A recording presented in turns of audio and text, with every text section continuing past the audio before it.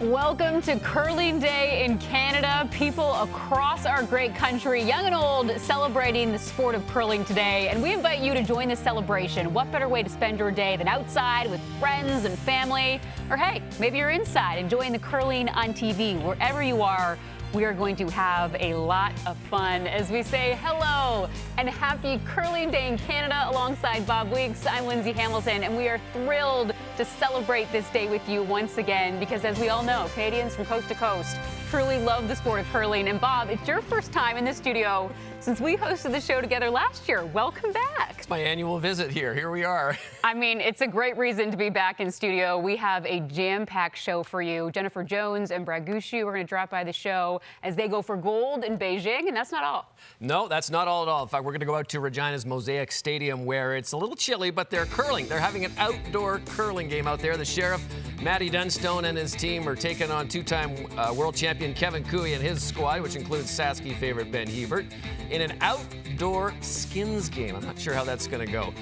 Briar Tankard's going to play a special visit to also some cold climes. It's going to go out to an outdoor bonspiel in Winnipeg, so it's moving around. Some cold temperatures, but curlers don't mind. And how cold are we talking? Like minus double digits. Let's just leave it at that. Double digits. I'm a little happy we're inside in studio where it's warm, but hey, credit to the Canadians. We're braving the cold today. We also want you to be social. Get online, go on your Twitter, on Facebook, on Instagram, and join the conversation. Share your curling experiences. We'll try to get you on during our show because people all across the country are using the hashtag Curling Day in Canada. So join on it.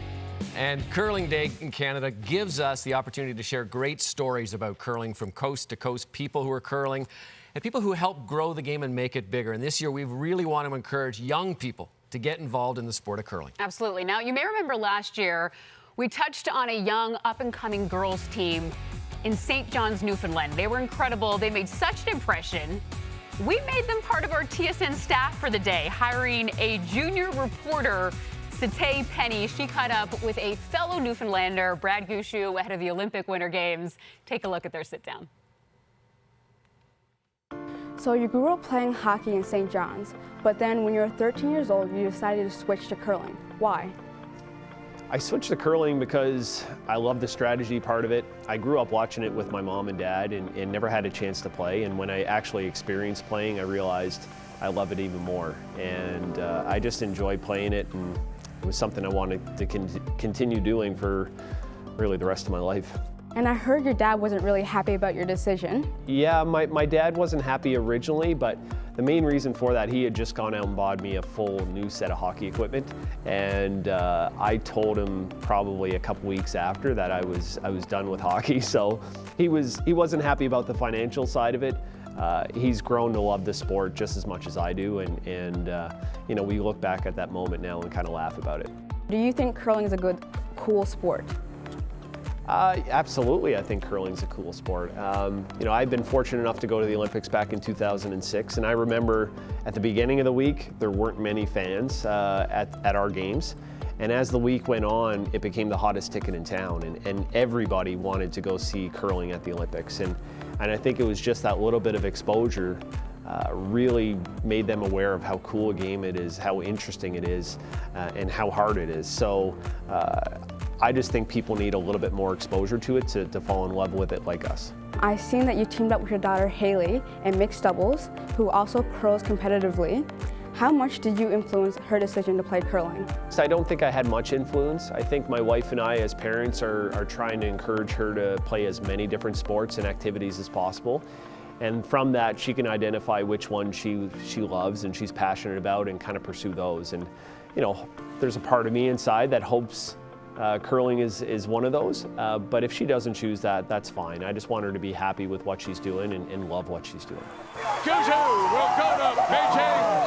It's been 16 years since you won gold at the Olympics. That was 7 months before I was born. Did you ever start feeling like you wouldn't get back? Thanks for bringing that up. There were moments for sure that I felt like we weren't going to get back. You know, 16 years is a long time, and we've had a lot of ups and downs over the course of that 16 years. But you know what? I love the game. I'm passionate about it. I work hard at it, And I think because of those things, good things have come my way. So fortunately, the timing was all right. We played good at the right time, got some misses at the right time, and we were able to win the trials and get back. So we're very excited about the opportunity. Your mom couldn't be there when you won the gold at the Olympics, but you had a very emotional phone call with her after. How important is it that she was there for your curling journey? Yeah, she's been incredibly important, and so has my father. My whole family has been extremely supportive. And when I look back 16 years ago, the reason for that phone call was I wanted to make them feel as big a part of that moment as it was for us, to be there with us. And unfortunately in Beijing, they're not going to be able to travel over. So we're going to try and, keep them as engaged as possible through, FaceTime and video messaging. But they're going to enjoy this experience just as much as we will. Was your mother your biggest inspiration to make it back to the Olympics? Yeah, absolutely. I think my whole family, to be honest, I think, I'd love to get back. I wanted to get back for my kids to see their dad playing at the Olympics, to experience all the stuff that comes around it.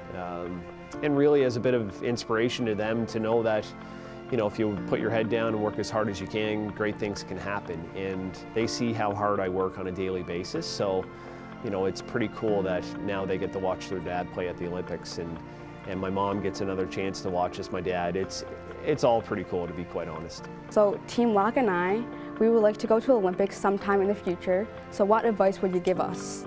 There's a number of things I would suggest for you guys. I think one is work your butt off.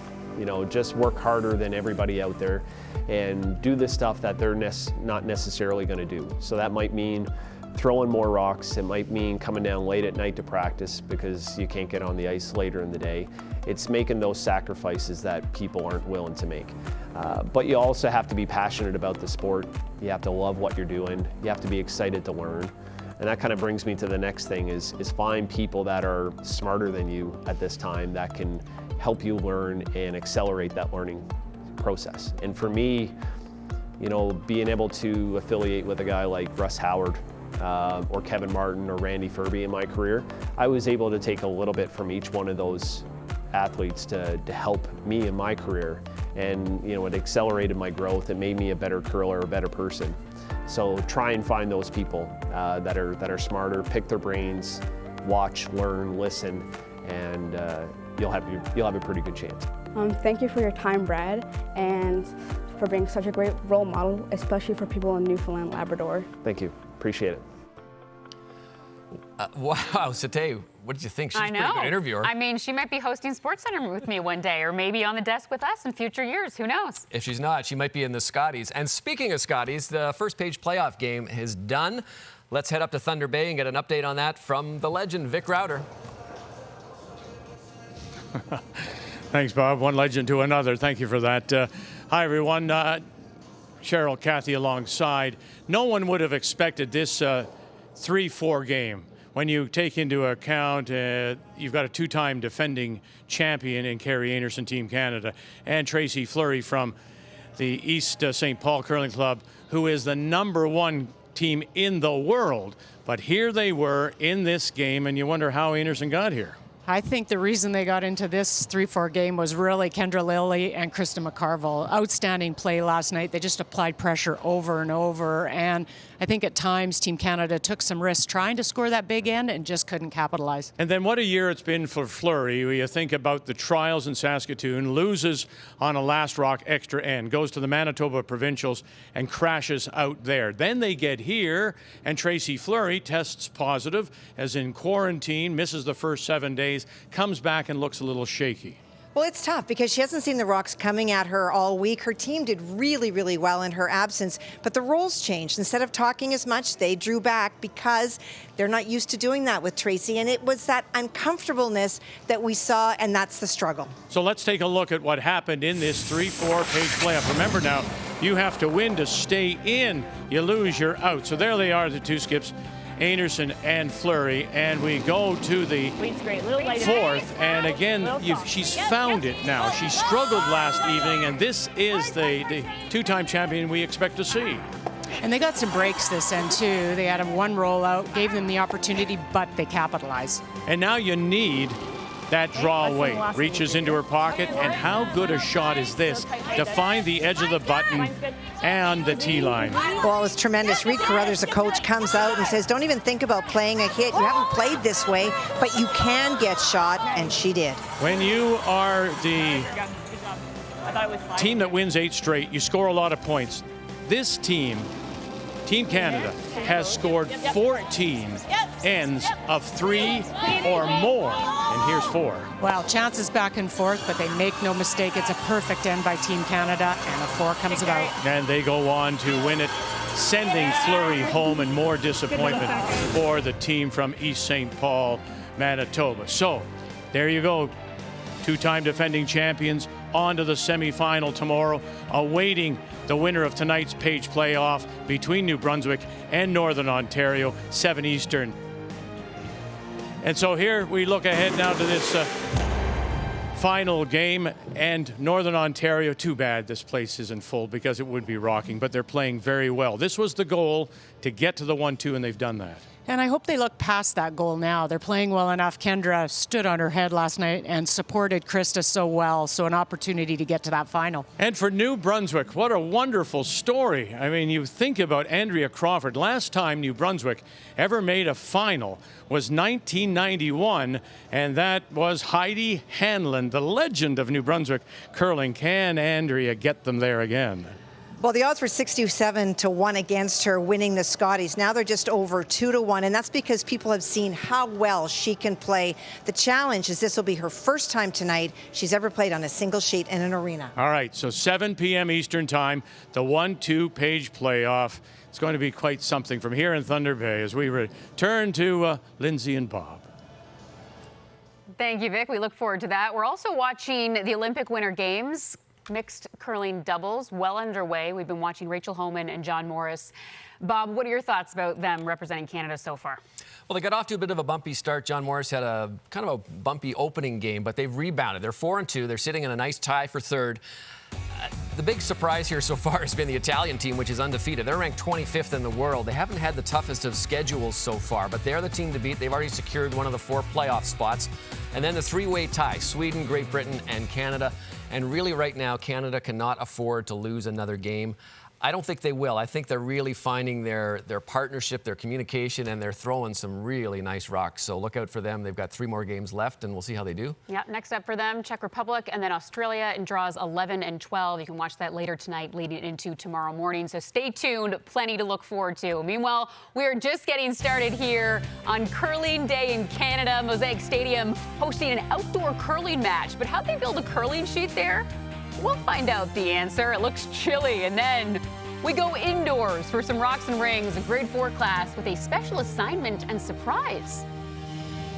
I've been on the front of a newspaper before, but this is an experience I've never had before.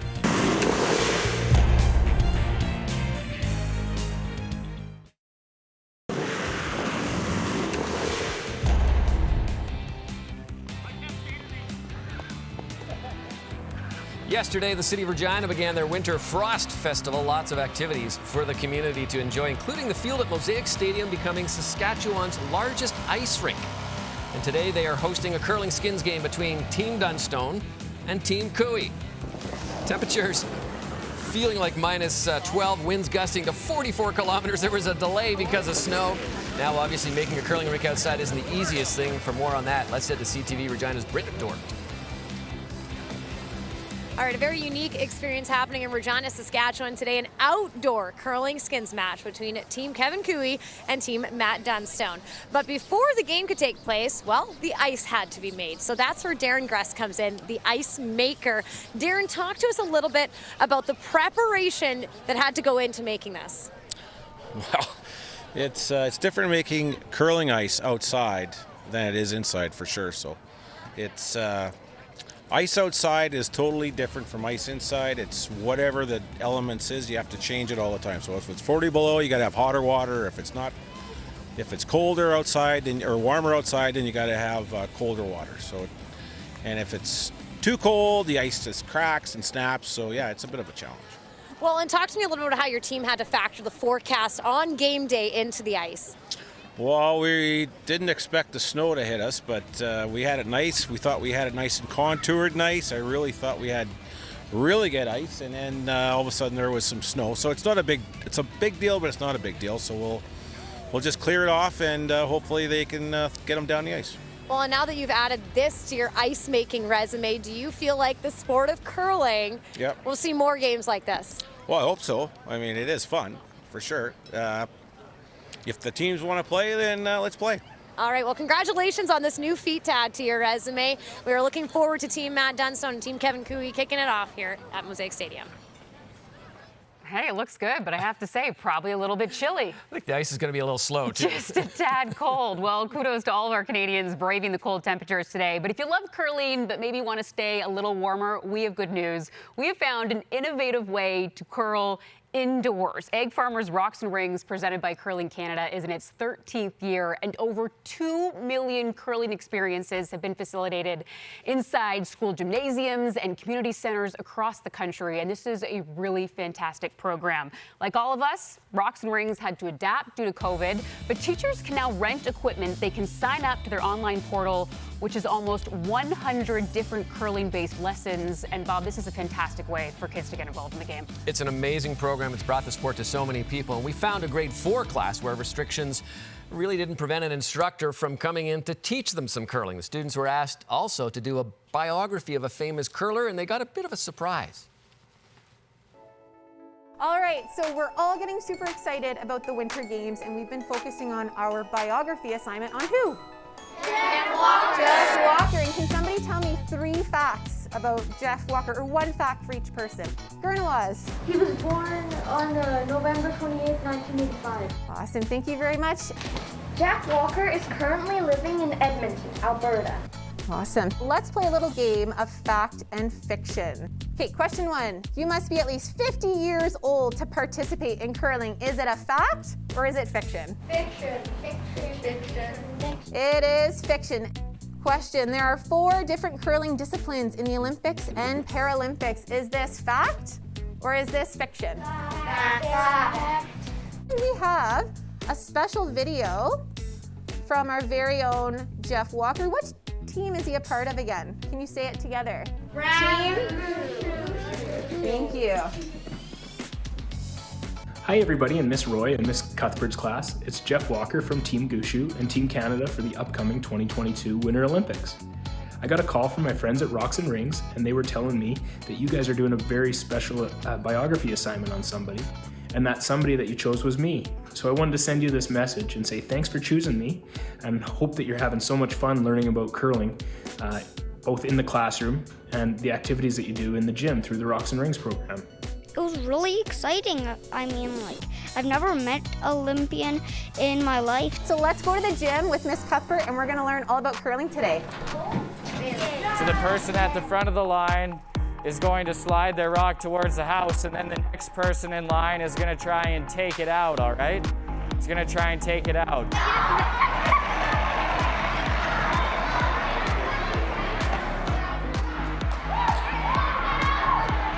It was pretty exciting. I've been on the front of a newspaper before, but this is an experience I've never had before. We're going to play a game called Don't Crack the Egg. We're going to see which rock is closest without touching the egg. When I introduce something like curling to them, it excites them, the strategy behind it. It just provides another opportunity for them to be active. Did you have fun? Yeah. What was your favorite part? I think it was the wheelchair curling, trying something new. Good. Awesome. Which team scores the point? 2. No? Is this one in the house? No. Yeah, so it's 2. just 1. I was a little rock curler as a kid, yeah, so I can see the importance of introducing a sport such as curling to my students at this elementary level. I want my students to know what they're watching and how to follow the game of curling, so this program really helps that.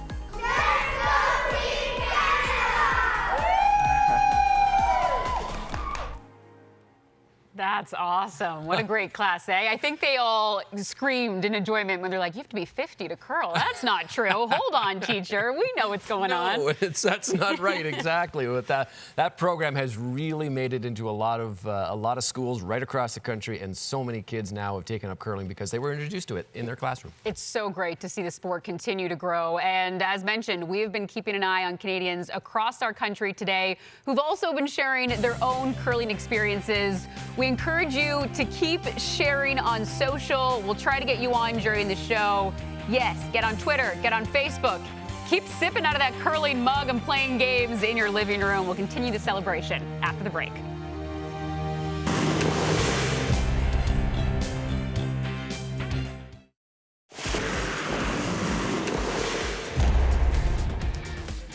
We're down to the final hours of our Curling Day in Canada story contest. Many people told us their curling stories and why they deserve to win the grand prize of a weekend getaway for the 2023 Tim Hortons Brier. It's down to the final 12, so please go to curlingdayincanada.ca to see their submissions.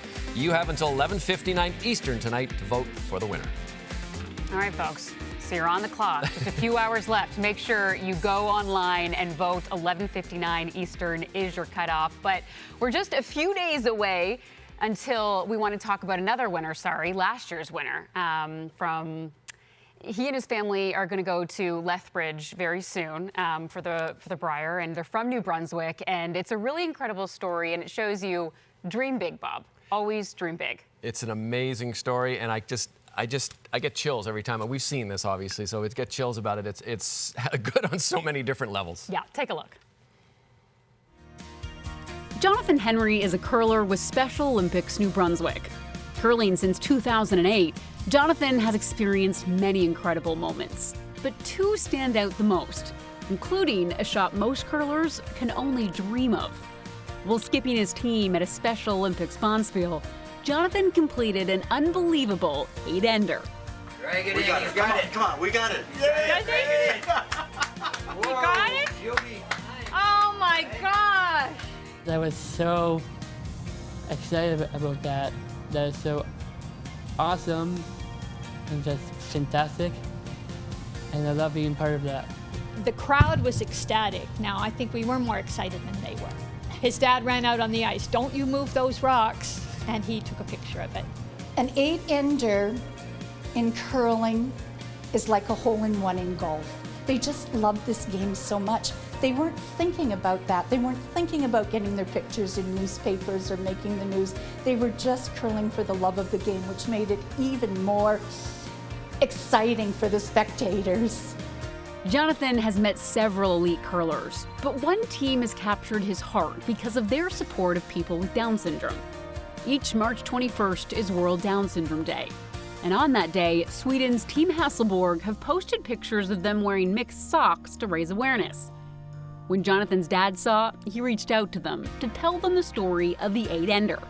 Team Hasselborg loved it and made sure to meet Jonathan the next time they were in New Brunswick. That support means so well. I was so excited about that. They sent me an autograph, Sweden jersey, with all the signatures on the back of my shirt. This is the autograph team picture of Team Sweden.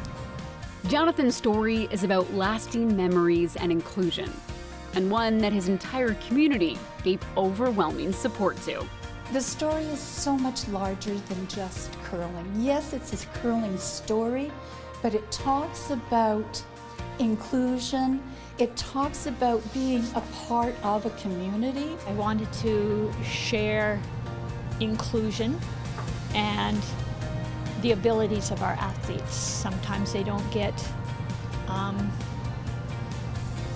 the encouragement that they should from people, and so it just shows them that they are able to accomplish anything. I can't wait to go there in Lethbridge, Alberta. That's my next opportunity to be a player for the Tim Hortons Brier one day, and some year in my near future, I want to help Team Hasselborg out. What an incredible story. And Bob, you're obviously also our golf insider, so I ask you, an 8-ender, does it really compare to a hole-in-one? Because you think it may even be more impressive, right? Lindsay, I've curled for 50 years. I have never even seen an 8-ender. And the one difference I always tell people is when you make a hole-in-one, there's no one there trying to stop you. When you're making an 8-ender like Jonathan did there's 8 rocks on the other team trying to stop you from doing that. So congratulations to Jonathan. He is going to have a blast at the Tim Hortons Briar. He sure will. Enjoy it. You and your family have a terrific time. And a reminder, you can go to curlingdayincanada.ca to vote on this year's winning story. As we mentioned, you have until 11:59 Eastern tonight to vote, so don't forget. Other contests include a youth curling sweepstakes. Every ticket purchase support youth curling and scholarship programs. It gives you the chance to celebrate next year's Curling Day in Canada live by winning a trip to next year's Scotties in Kamloops, British Columbia, and curling clubs across the country. We ask you to please join Canada's Big Game for a chance to win a $5,000 grant for your facility. You can find all the details at curlingdayincanada.ca. You know, we've got lots of contests. We should actually have a contest winner. What do you think? Yes, please. All right. Yeah. We actually have one. Passionate curling communities entered their stories of their Curling Day experiences, past, present, future, for the chance to host the first ever Curling Day in Canada festival next year. Love it. Are you going to give me a little drum roll here, Bob? Will I announce our winner? All right, Curling Canada, thrilled to work on the inaugural festival with the Banff Curling Club for their submission themed Celebrating Curling Day in Canada Mountain Style. Congratulations. Very exciting. And of course, Curling Canada wants to thank everyone for their submissions. I can't wait until next year. It's going to be awesome. Well, coincidentally, it's the first year that Curling Day in Canada hosts are going to be on site for the event. So we'll see you in Banff. We look forward to that. Congratulations once again. All right, stay tuned. We have plenty more excitement coming up throughout the show. We're joined by Jennifer Jones. We discuss her journey back at the Olympics and how she feels about possibly being the oldest woman to win gold. I actually didn't even know that.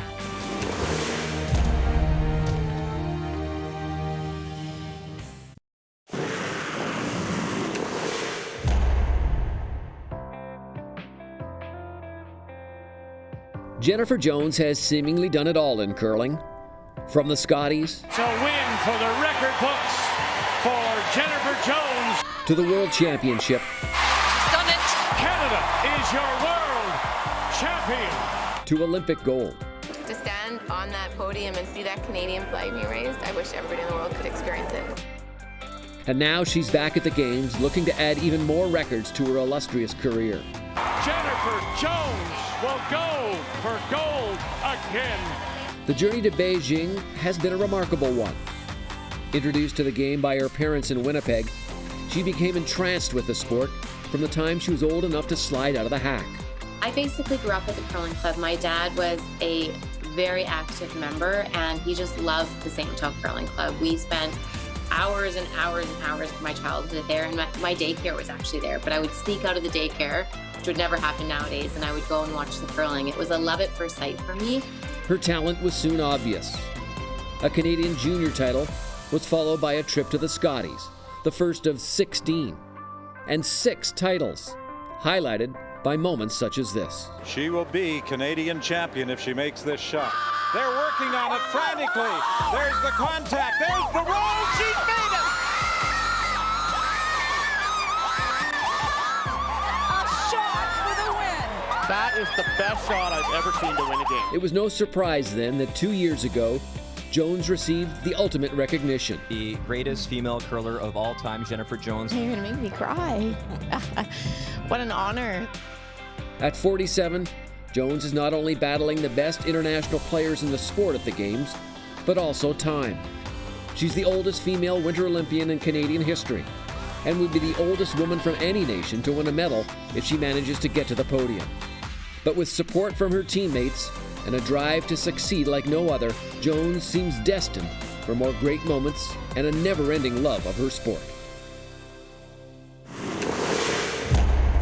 Here's Jennifer Jones. When you look at the journey going out of the daycare and sneaking out and watching curling to the top of the world, now back at the Olympics, how would you kind of summarize your journey? You know, I started curling because I loved it. Like I said, it was a love at first sight. It was a place that I actually felt totally at home and comfortable and at peace. So that's why I played. And I had a dream. I remember watching like the Scotties on TV or the Brier, and I just thought, oh wow, like if I could ever just play on TV one game, like if I could just make it to the Scotties one time, my dream would just come true. And I remember making it to my first Manitoba Scotties and thinking, wow, this is the best. And then we ended up winning, and I just thought, okay, like my dreams have been fulfilled. I got to play in Brandon for my first Scotties. And then all of a sudden we won in 2005. And again, I thought, okay, that's it. We've done it. Like, this is exciting. We get to wear this Maple Leaf. And then it's just evolved since then. Like, I feel like I pinched myself. Everything about my curling career has been more than I could have ever imagined or dreamed. But for me, from the very first time I stepped on the ice till the time that I stepped on my last time I stepped on the ice, it's always going to be for the love of the game. Like, truly and honestly, like, it is where I'm most happy. It is where I feel most at home. I just love competing. I love being a part of a team and being part of a family like a curling team is. And so that's always what it's been about for me. And standing on the top of the podium is just a massive bonus. I know your dad was a big influence for you and a big part of your life. And I know he was probably the guy who put you out on the ice first. And now you have two girls and you're doing that as a parent. Can you kind of now sense the importance of perhaps getting you into the game that your father felt that you're feeling now? Yeah, my dad was the ultra social person and like loved sports and loved everything about it. So we wanted his growth. I think I was definitely his athlete, and like he would put me in things, and I was grateful at the time. But now that I have like two girls and two kids, and my dad was so proud of me and he wanted to be a part of it. And now I can feel that. Like, I just want them to just chase their dreams and enjoy every second that life has to offer. And when you're a part of a team and you're competing or you find your passion, there's nothing better in life. And all of a sudden, when we get older, we sometimes lose that passion that kids have. And so to watch my kids and experience life through their eyes and to see the wonder and the love of everything, I can tell why my dad did it. Like, it's like you get to live it all over again and you get to see the joy that only certain things can bring. And I think sports is one of those things. And to see my kids believe that dreams are possible, that they can achieve anything. I think they truly believe they sign up for the Olympics and they're going to go, which is amazing. But they also know that we work really, really hard. So it's been fun to be a part of their journey, and I can't wait to watch what comes next. When Curling Day in Canada and that poll named you as the greatest of all time, what was their reaction? Did they figure it out, understand it? Skyla was really little, so she was only 3, so she didn't really get it too much. But Bella, she kept saying, so Mom, like, you're the best ever, like better than anyone. Like, they think you're better than anyone. She's like, that's really good, Mom. And so for her, she did get it, like, and to see the wonder in her eyes, and she was super proud of me. And they just look at me, obviously I'm their mom, and Bella, when she was little, just thought every mom was on TV. I remember she used to ask and say, how come Sienna's mom's not on TV? And I said, well, not every mom gets to go on TV. Mom's very lucky. And so for them for her to experience your life and then to see the accolades and see the rewards and see how proud I was and emotional that I was, the impact that was actually probably one of my biggest career highlights, because it comes from peers, and you just realize just the longevity of my career and the success we've had, and that you're always going to be remembered. Like, we'll always be remembered in the sport that I love, that's given me so much.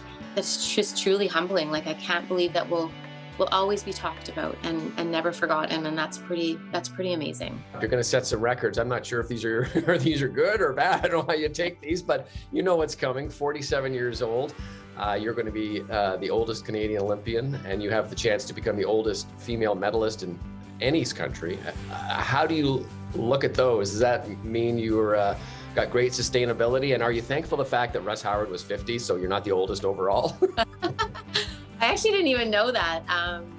You know what, honestly, like, it's when you say my age, I don't even feel it. Like, I still feel like I'm in my 30s. And it's so funny. I remember when I first came on the curling scene, we were the new up and coming team, and that feels like yesterday to me. So I don't know. I think age is just a number, and I feel as good now as I did when I first started in women's. Like, I've never had really any issues, and feel like I'm still getting better. And I always said I'd keep playing as long as I thought I was getting better. And that I could compete at the highest level, and I still feel like I can do that. Jennifer Jones, greatest of all time, trying to add more to her legacy, and we wish you all the best of luck. Thank you so much, and thank you to all Canadian fans for making our dreams so much more magnificent and better and bigger than we could have ever imagined. So we can feel you, cheer hard, and we're going to do our very best. And we'll be cheering Jennifer on, along with Rachel Homan and John Morris, who are currently 4-2 at the Beijing Games in mixed doubles, sitting tied for third. We also asked the mixed doubles duo what they remember from stepping onto the pebbled ice for the first time. I have this vague but clear memory of my dad putting me on 2 curling stones at the Navy Curling Club in Ottawa, Ontario, and like throwing me down the ice on these stones. And I was just like, you know, rotating around, and yeah, ever since then, I kind of really enjoyed it and was hooked. Yeah, you know what's funny is one of my earlier memories is playing in the family's Christmas spiel at the Navy. And I'm pretty sure John's family was in it a couple times. Craig's family was in it a bunch of times. And I was basically like 5 years old, and I would play with the little rocks and everybody else would play with the big rocks. So if they ever tried to take my rock out, theirs would go through the house with it. So it's like strategic, right? Like I'd throw a couple in there, but if they hit, they couldn't stay. They would just go right through. So it was an added strategy when a 5-year-old's out there on the ice with you. I love their smiles in that, just recounting those stories. Curling in Canada has the best fans of anywhere, and we lost one last year. We wanted to pay a special memorial to him. He really was a great fan. His name is Hans Madsen, and he, I think, really embodied the spirit, because you look this is what he generally would show up at. This past summer, after a battle with cancer, and he was known as the curling bearded fan from Saskatchewan, was a fixture at curling events across the nation. Madsen was known to wear colorful wigs in sport and his decorated beards. He was 71 years old, and boy, we really miss him. For sure, he will be missed, but what a supporter he was. Next on Curling Day in Canada, we go back outside. Canada's largest outdoor curling bonspiel is happening in Winnipeg, and it has a special guest this year.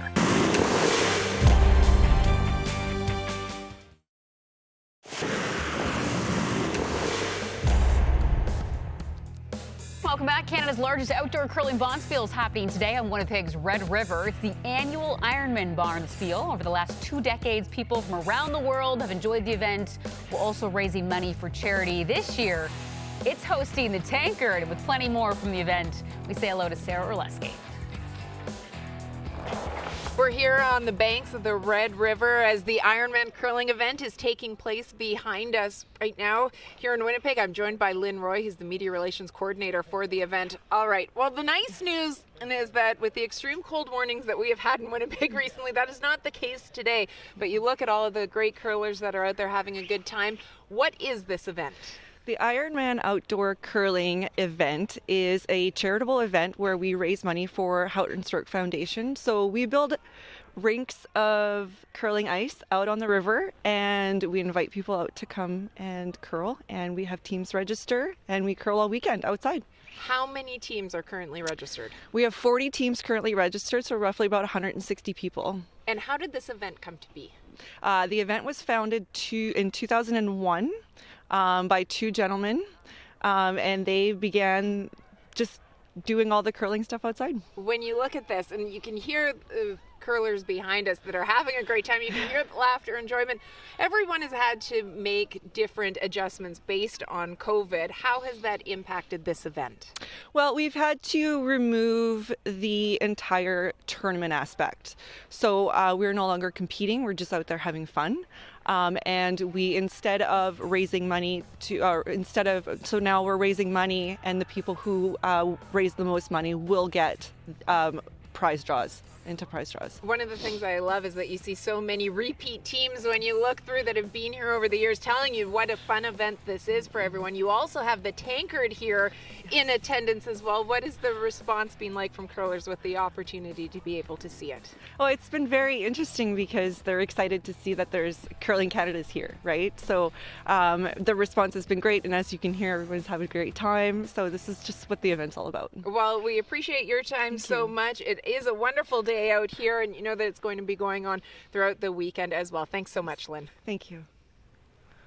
Bob, you always know it's cold when guys have icicles starting to form on their beards, but I don't think the cold was bothering them. They're having a great time out there. There may have been some liquid antifreeze going around as well.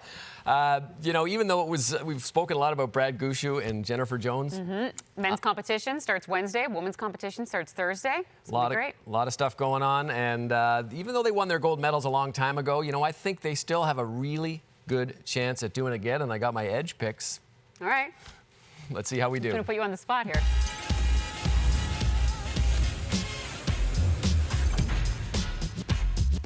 In the men's competition, I think Canada will take top spot. Brad Gushue's team has been working on this for 4 years and is exceptionally well prepared. Brad Gushue will go to Beijing. They have a cohesive team and great support. They've had a really good plan the entire way, and I just don't see them losing. He's been waiting 16 years for this. Exactly. I think they'll have to get past Great Britain in the final game. Bruce Mowitt's rink will be tough, but they'll take the silver. Niklas Edin of Sweden, 5-time world champion, will get the bronze.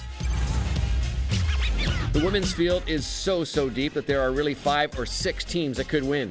But when Jennifer Jones and her team need to win a game, they do it. You know Jennifer Jones is going to make those big shots. No one thought they were going to win the trials, but they did. Now they take a world of experience into the most pressure-packed event in the game, and I think they'll deliver on the gold. I think that the silver medal will go to Sweden and Team Hasselberg, who Team Jones will knock off in the final, and the bronze will go to the reigning world champions, Silvana Tirinzoni and her team from Switzerland. And you know what, Lindsay? When you're in quarantine, you got to do what you can. How about this for putting faith in your teammates? Team Gushue isolated with each other before heading to Beijing today, and all of them were getting a fresh cut courtesy of second Brett Gallant. I'm not sure I would trust. Look at that face right there. I'm not sure I would. That's not promising at all. Trust someone to do that to me. I don't know. How about you? Bob, no one is taking scissors near my head. I love my teammates, but no one would ever be able to do that. Stick around. We're going back to Regina.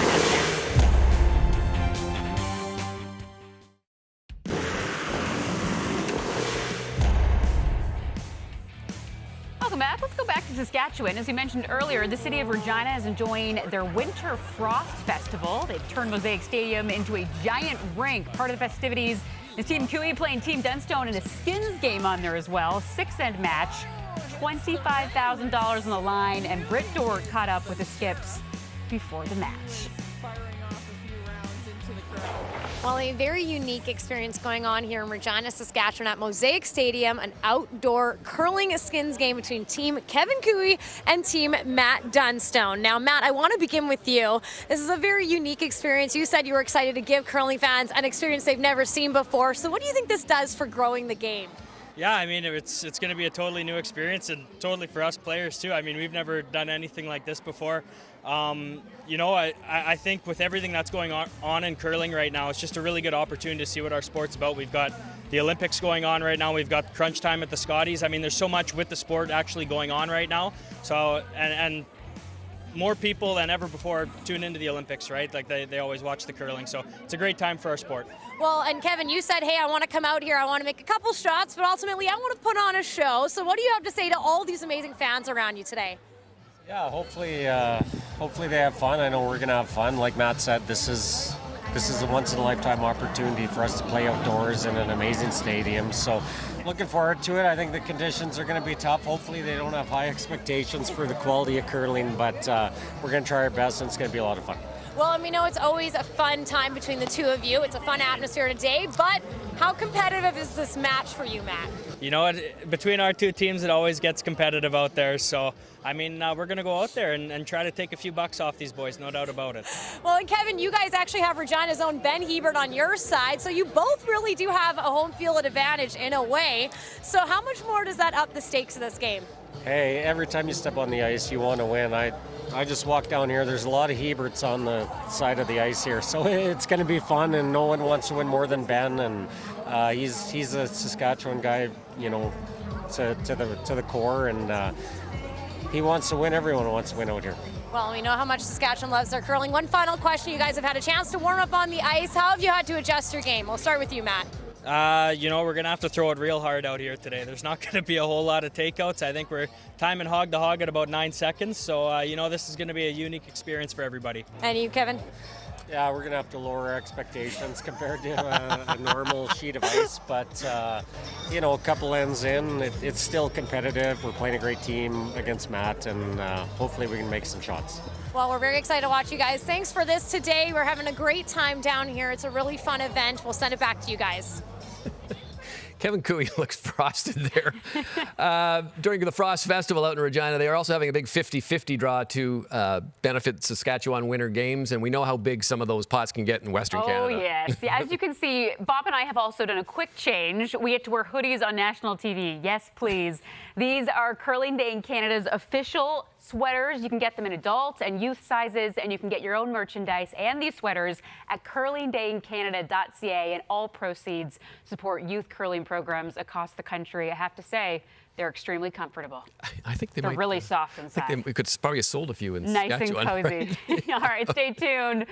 Plenty more coming up after the break as your curling festivities continue from coast to coast right here on Curling Day in Canada.